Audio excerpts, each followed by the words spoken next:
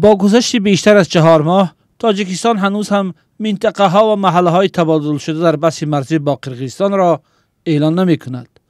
عارف خواجه‌زاده رئیس کمیته دولتی اداره زمین و گیاه‌زیستی تاجیکستان در نشست خبری در شهر دوشنبه از ارائه جزئیات تبادل قطعه‌های مرزی با قرقیزستان خودداری کرد. اون چی که شما سوال دادید بازن داد و گرفت دیگر ما با نظر داشت اون که روند دیمارکاسیون کاری مشترکی دو جانبه می باشد و با هدف خلالدار نکردن پیشرفت کارها نه همه جزئیات روند در این مرحله می توان رسما شهر داده شود.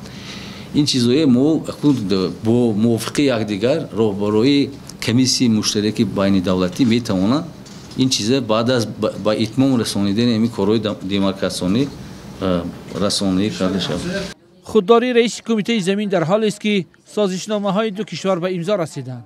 قمچبک تاشیف رئیس کمیته امنیت و همزمان رئیس کمیسیون های مشترک بین دولتی از جانب قرقیزستان هنوز زمانی که تاجیکستان این سازشنامه ها را توصیف نکرده بود در پارلمان کشورش جزئیات مناطق تبادل شده را شرح داده بود.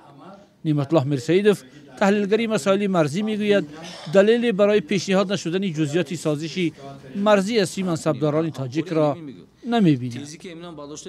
اقلا همان گفته‌های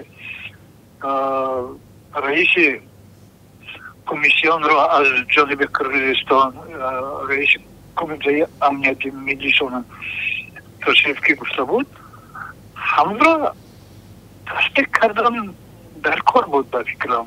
اگر در حقیقت باید درست گفته باشد خود ما نمیدانیم که خیلی باور داریم که درست گفتن ولی البته تصدیقی همان فکر از جانب تاجیکستان هم ضرور بود.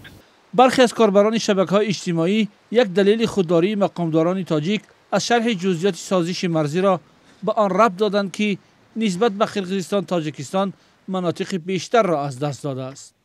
اما نعمت الله میرسیدوف میگوید با تکیه به آنچه که جانب کشور همسایه اعلام کرد دیده می شود که باخت زیادی نشده است و این طبیعی است که گذشته‌های صورت گرفته است که در یک جا کم است و در جای دیگر زیاد.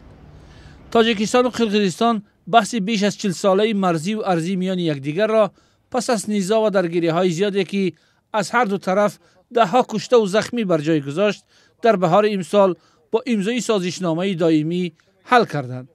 با گفته رئیس کمیته زمینی تاجیکستان بعد سازشنامه خط مرزی دولتی میان دو کشور 1008 کیلومتر طول دارد.